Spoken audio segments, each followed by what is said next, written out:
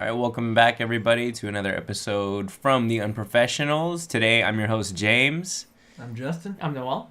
All right, and we are here to talk about Dark Souls 3. We are at the third iteration. Unfortunately, none of us have really played the first or second. Yeah, I probably like 5 minutes of the first one, I think, just to see if my computer would run it. I mean, I've always been pushed to try Demon Souls, Dark Souls myself, but never had the chance to. But our first try at the From Software games was Bloodborne, actually, which we really enjoyed. Yeah, the Soul series, yeah. Yeah, and well, it's just mildly part of the Soul series. It's from the same production company.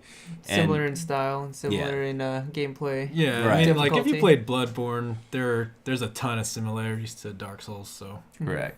Granted, they're still kind of different, also. And supposedly this will be the last Souls game, according to Hidetaka Miyazaki, I believe his name is, the series I director. think you're right. Yeah. Yeah. So they want to move on to something else. I'm wondering if they'll still make Bloodborne though. I think he said no. Really? No more Bloodborne either? Yeah, I think they're going to totally kind of stop this kind of thing and move on to another project. Yeah. Which is, I mean, that's kind of sad, actually. Yeah, because there's nothing like it, you know? Yeah, I mean, there's nothing, like, similar to this style of, like, gameplay, lore. Right. In terms of storytelling. Mm-hmm. You know, I mean, everybody just sees the death. Yeah. And, you know, what is it called? Like Lovecraftian lore or something like that? Right, yeah, the H.P. Lovecraftian lore Yeah. that is derived, well, as far as Bloodborne is derived from. This is what, you're undead, and you're kind of going into an undead realm. Yeah, you can't die or something. Right. Okay, first of all, let's start with what we like about this. I mean, I like a lot about. I mean, like everything I liked about Bloodborne is in this game, so it fills that void. Cause like, I like the mechanics of like how you dodge and like the weight mechanic of like if you use a heavier weapon, you can't use it effectively if you're not strong enough. Things like that make the game more difficult, and like having to go back if you die, go back retrieve your souls. I really like that gameplay loop. right, the high difficulty, yeah, and just the rewarding feeling. And yes, that's the biggest part. Is like when you beat that boss like for the first time, like you actually feel like you accomplished something. Right. Even if it's not even the boss, like I mean, even if it's for a hard me, enemy too. Yeah. Well, like the hard enemies, and then you just take that risk. Like, should I progress more or should I go back and level up? Right. Should I spend my souls? No, let me just go ahead and progress a little bit more. You take that risk into getting more into like the more difficult areas. You beat whatever you need to beat, and then you hit the bonfire, and then you're just like, oh, that feels good to hit It's- those it, bonfires you know, too. Yeah, you're just like, oh my god, flawlessly. like I mean, you know, even though the enemies reset, but at least I can have that safe spot where I can transport back and then level up. Shit, even if you level up, that doesn't mean anything. You still get your ass whooped by even like the starter enemies too if you don't take them at least a little bit serious. Yeah. There's really no safety net because you can screw up so easy. Because I like got to a point where I was like, you know what, I want to get back to this spot because that's where I died, right? So I just ran through like all these enemies, and then all of a sudden I was like, oh crap, I'm cornered by like 8 enemies, and then they just raped me. So Did you want to add anything to that, Noel? Yeah, well, I mean, I guess it's just my starting class. I mean, I started as a warrior, and I'm pretty much one-shotting people, so I mean... I'm a thief, so I only have like a dagger. I like my axe. Like, I upgraded my axe like 2 or 3 times. It's like +3 axe, and I'm just like killing things left and right, but at the same time, they have that X factor where they'll just like start slashing at you, and then pretty much you're down, so... I mean, I guess it's just the approach that I'm taking it at. I still feel the reward. I still feel that there is a lot of strategy to it, and that's something that I do like with the game. And I think it does differentiate from Bloodborne, because Bloodborne was more I would say more offensive. It rewarded you for being offensive. Like, you would get stuff back for like killing, like get your health back. Yeah, you get your health for back. attacking back. Yeah. Once you got hit. Or like even like doing damage with your gun. It'll do damage, I mean, depending on how you leveled your gun up. But at the same time, it was part of the mechanic of the parry mechanic. Right. Yep. You can interrupt something and then you can do more damage. Mm-hmm. In this game, it's a little bit different. It's more defensive. You got to plan out your attacks. You got to learn. Yeah. You actually got to learn the patterns of the enemies, like, and whether to pick and choose. Because I find, from where I'm at, I'm past the first boss and probably halfway through the second level, I guess, the second area. Mm-hmm. And I find that there are a lot of ambushes. And you just... Oh, yeah. I saw at least a couple already. And they're pretty major, too. Like, these guys do not mess around. So it's like, you take your MMO, experiences of pulling. Oh, yeah. Pull one them by out. one. Yeah. Yeah. So, I mean, I like that, I like that aspect of it, so... Yeah, I got past Ginder. I chose the mercenary class, actually, which I kind of like. It's like dual wield class, very fast. I'm not exactly one-shotting things, but getting a couple of hits in, but I like the movement of them. Yeah.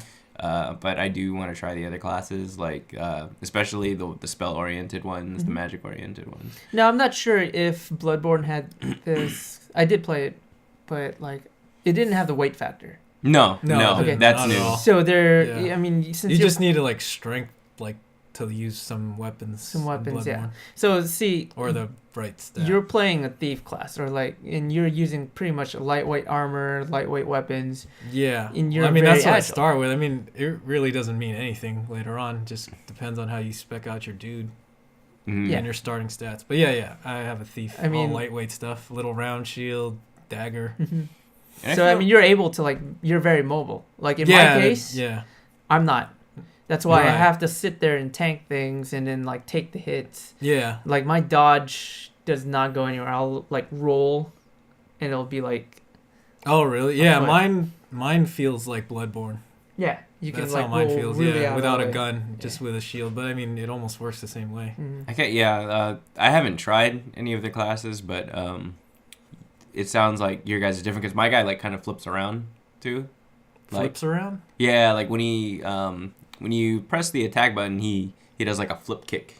And, oh really? Yeah, and some kind of slash. So it's pretty cool, like how they really differentiate these characters rather than like with the starting with Bloodborne, it was just kind of like stat based. Like this one has more strength. Or it kind of made it easier. Like there was an average guy, and there was like the really kind of standard, and then the bare bones, it seemed, I don't know, I haven't gotten to the point in Bloodborne where I really built like a heavy, like arcane based character or even a blood tinged one, but I like the way how there's a real separation with the classes. I mean, again, it's deeper than Bloodborne. Bloodborne seemed like it's more streamlined, even though it's fairly deep in its own right. Compared to Dark Souls, for sure, it's a lot deeper. Yeah, there's a lot of stats you got to be. Well, I mean, you have your basic, stats, and then you also have like the type of weapons you're using. It affects your attack rate and whatnot. And, like how much whatever FP or whatever uses, whatever the stamina thing is. That too, and then like also like if the enemy is using a shield, the way that you get around that is like different. Like you can attack them, and the amount of hits that you get on that shield will determine also if they'll stagger them, and then you can get in. See, I can't even do that to people with shields. Like I saw that big knight for the first time, and I just ran back to where the dragon's blowing the fire. That's how I killed him. Screw that guy. Yeah, I'm noticing that a lot too with the shielded enemies. I haven't really perfected the parry at all myself. But, because they can parry you too. Exactly, yeah. That naked guy on the stairs, or like that monk-looking guy with the huge sword. Like I kept getting parried by him. Like it's just like how when you would get the visceral on you when you're fighting the other hunters. You know. So what I noticed with this game is like you got to really plan out your attacks, right? Because just the fact that they have certain things that help them, like shields or even like the guy didn't even have a shield. He just parried with this weapon. Right. You got to really time it, and like, that's what separates Dark Souls from Bloodborne, because Bloodborne, it kind of seemed like they didn't, they're just kind of mindless. Like in terms of just normal enemies, like they're kind of just like, hey, we're here, we have a certain attack pattern, just kind of avoid us, and then you can like come back at us. In this game, you gotta account for what they have in their hands. Like sometimes they might have a spear, right, and that spear has range, and if you have like a leather shield or something, that it will demolish it. Right. You'll take damage still, even though you're blocking. It'll just mitigate the damage, but you're still taking damage. For instance, I'm also using a kite shield, which is a metal shield, and even though I'm not taking damage, I'm taking a heavy amount of like stamina loss. Right. Because my stamina just goes down every time I block. Right. Exactly. So, you got to take account for what they're using defensively and also offensively. So, I mean, to me, this is more of a deeper game, right, than Bloodborne in terms of combat. Yeah, because like the rock paper scissors kind of effect, or even more so than that. Yeah, so that's cool. Unless you use an S-stock, which is the rapier type starts. You could just. I was gonna choose like a spear class. I forget which one it was. Okay, so. Yeah, what I've already seen a ton of them already, similarities to Bloodborne. And again, we haven't played Dark Souls ourselves, so we don't know how much Bloodborne actually borrowed from the Souls series. Well, obviously it's the same studio, but anyway, I'm finding a lot of similar things with its whole lore. For example, in the shrine, or Firelink. Yeah, the Firelink shrine. Just the woman who welcomes you, it's like the doll. The doll. Yeah, very like the speech is the same. And you have that safe zone, that safe area that you transport back to. Yeah. In which they should. It's not just that. It's just the lines she says. Okay. Yeah. I just kind of thought that was very a little funny. Yeah. And very like. And farewell. Yeah. Instead of farewell, good hunter. What did she say? Like farewell something. Ashen. Or the Ashen one. Yeah, Ashen one. What do you guys find? Well, I mean, in terms of similarities, it could be gameplay or whatever. I mean, like the scare factor, not necessarily the scare factor. It's just like the surprise factor. It's just like certain things that you wouldn't think that would attack you. They do attack you. Like it's part of like just the background, and then boom, it's like in your face, killing you. There are a lot of jump scares. I would say that's like similar to Bloodborne, I guess. I don't know. I don't feel like they're like jump scares, but they're like, oh shit, that thing's moving, or it's gonna kill me now because I didn't notice it, and now it's in my face. Like those. Well, how far are you into the game? I'm not that far. Okay. Yeah, not very far, but just. I've only played like maybe a couple hours. I'm not that far. Yeah.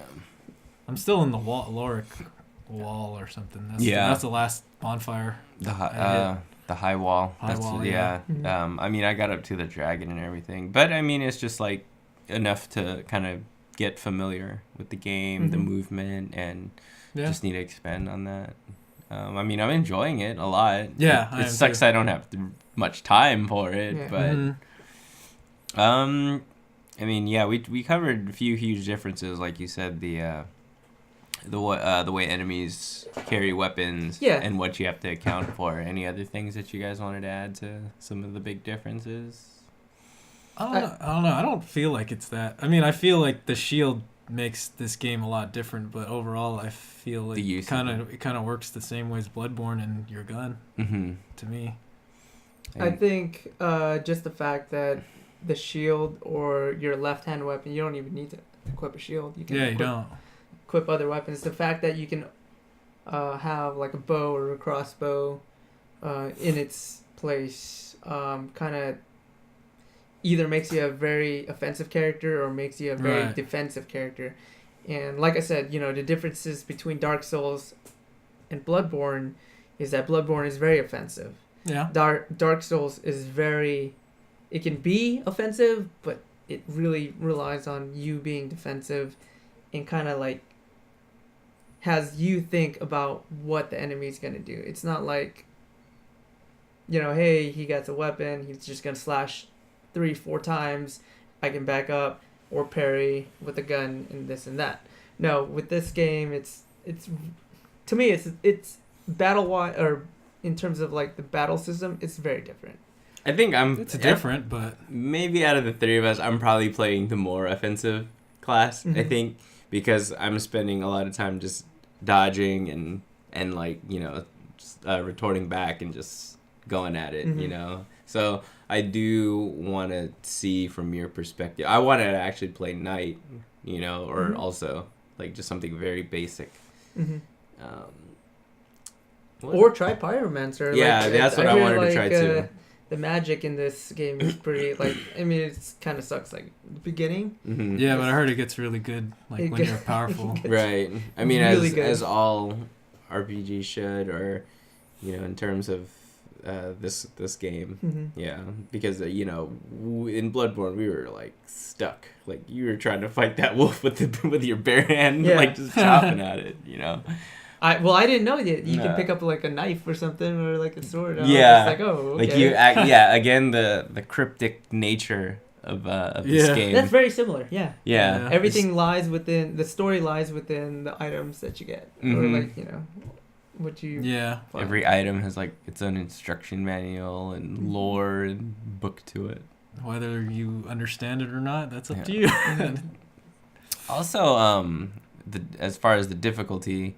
The use of the Estus flask, like, of course I haven't upgraded it, but yeah, like, you just get 3 or 4. Yeah, 3 or 4 depending on how you spec it out. Yeah. Mm-hmm. I mean, I'm not a magic user, so I might just do 4, but having to upgrade it rather than you can stack your vials in like have 99 vials. Yeah, and just keep going. It's like 200 now, I think. Yeah, they upped it. Well, see, I mean, we can go back on differences between Bloodborne and Dark Souls. In Bloodborne, again, it promoted offensiveness. So what are you gonna do to like get those? You can either buy them with your blood, mm-hmm. blood soul, or farm them, blood, whatever, or you can go out and kill enemies and farm them. Mm-hmm. And in Dark Souls, you only as far as I know, you just go to the bonfire. And that's how you recharge. Yeah, that's a big difference for sure. Yeah, it just kind of like makes you think a little bit more critically mm-hmm.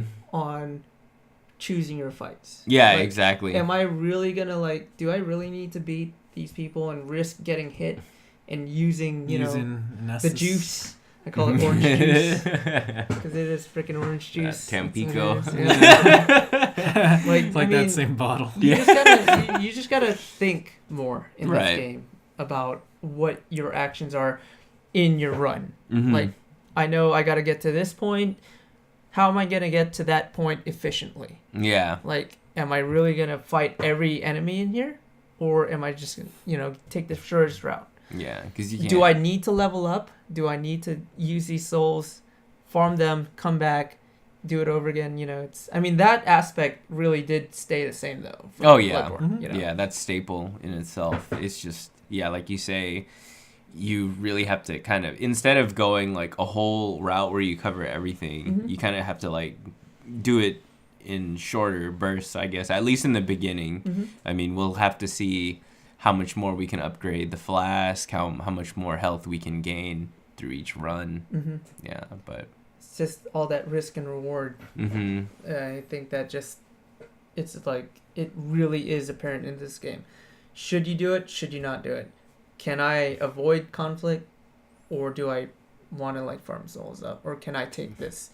Am I confident enough in my shield skills and my my weapon skills? Right. Enough to like beat this enemy, because like certain weapons, it'll stagger an enemy. You can interrupt attacks, mm-hmm. and other weapons it won't.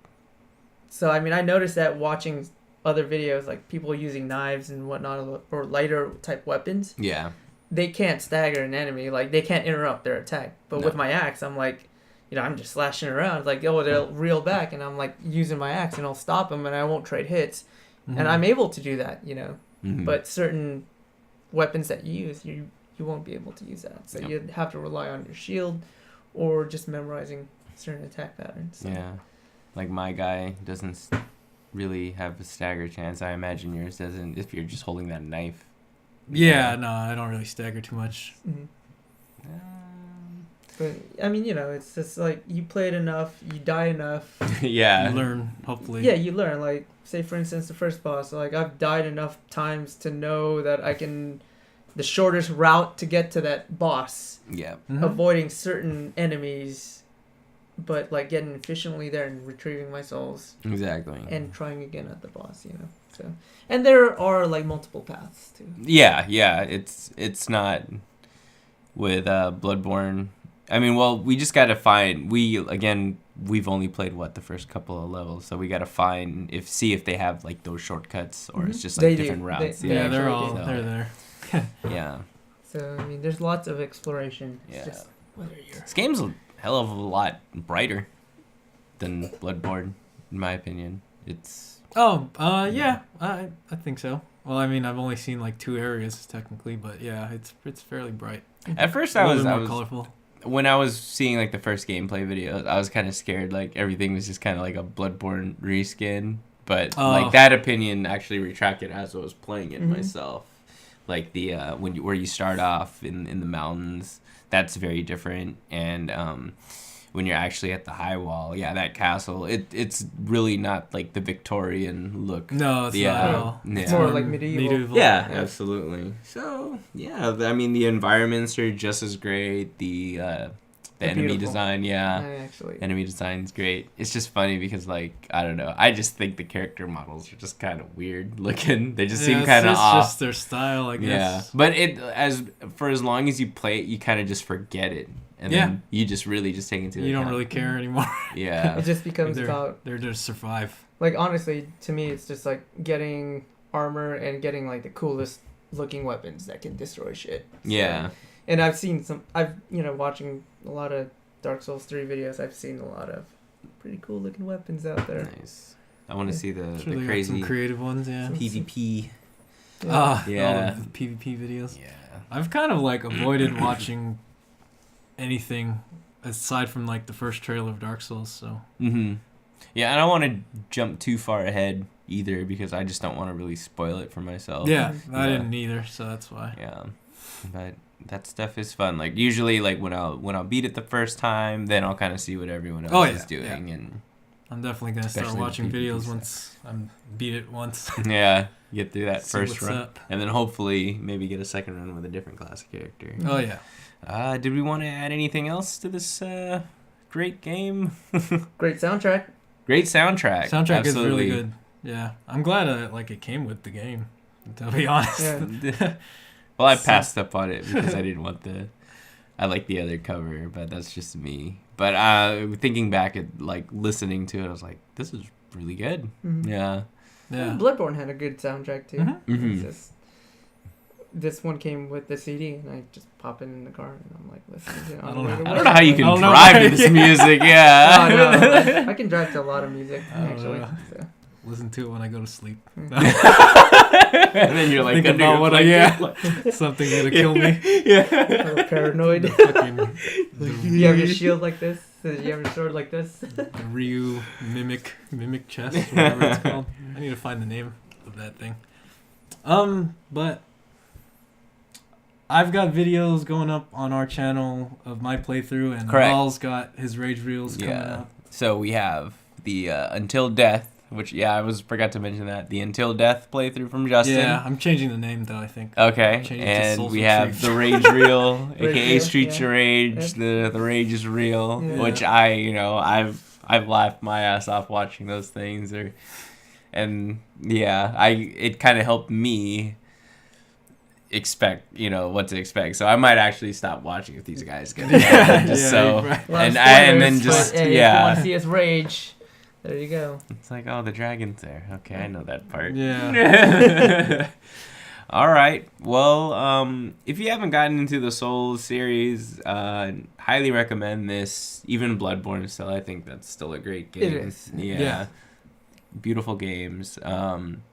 So I definitely think they'll be expanding on this in the same fashion that they did with Bloodborne with DLC, and even Dark Souls 2, Scholars of the First Sin. They already said there is DLC, so. Oh, okay. I think it comes out near the end of the year or something. I actually wanted, I mean, like, after playing Bloodborne, I did want to pick up Dark Souls 2, but I was just like, but you could probably get it for cheap now. I might go back after this, after I'm you done gonna go 3-2-1? 3-2-1? Yeah, I might.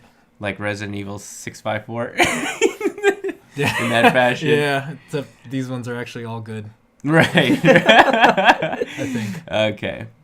Well, we hope you enjoyed the video, and definitely check out their playthroughs as well. Like, comment, subscribe, send us any questions or any video suggestions, and we'll hope to see you next time. All right. Once again, I'm James. I'm Justin. I'm Noel. All right. Stay alive. Stay alive. Yeah, don't die. Don't give up the good fight. The good fight. Yeah.